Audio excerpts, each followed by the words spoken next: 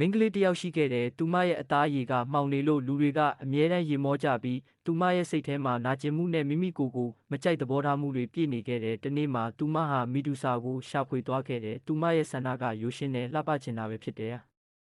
မီဒူဆာကသူမကိုမှော်ဆေးရည်တစ်ခွက်ပေးလိုက်ပြီးသတိပေးချက်တစ်ခုချန်ထားခဲ့တယ်လောဘကြီးသွားတာဒေါသကြီးသွားတာကြောင့်ဆေးရည်ကိုအကုန်မတောက်ဖို့ပါမဟုတ်ရင်အဆုံးသက်ကမကောင်းနိုင်ဘူးလို့ပါသူမကဆေးရည်ကိုတောက်လိုက်တယ်အချိန်နှဲငယ်အကြာမှာသူမရဲ့အတွင်ပြင်ကလုံးဝပြောင်းလဲသွားခဲ့တယ်လူတွေကဝိုးဆိုပြီးအံ့ဩကြတယ်မင်းသမီးလေးလိုလှတယ်လို့ချီးကျူးကြပြီးချစ်ကြောင်ပြောသူတွေတောင်ပေါ်လာခဲ့တယ်ဒါပေမဲ့ချီးကျူးတန်တွေကြားထဲမှာသူမရဲ့စိတ်ထဲမှာလောဘနဲ့မာနတွေတဖြည်းဖြည်းကြီးထွားလာခဲ့တယ်သူမဟာကိုကဘာပေါ်မှာအလှဆုံးလို့ထင်လာပြီးလူတွေကိုမလေးစားတော့ဘူးတစ်ချိန်မှာတော့သူမလိုချင်တဲ့တယောက်ကသူမကိုလုံးဝမကြည့်ခဲ့ဘူးအဲ့ဒီအချိန်မှာသူမကမိမိကိုယ်လှနေသေးတယ်လို့သက်သေပြချင်လာပြီး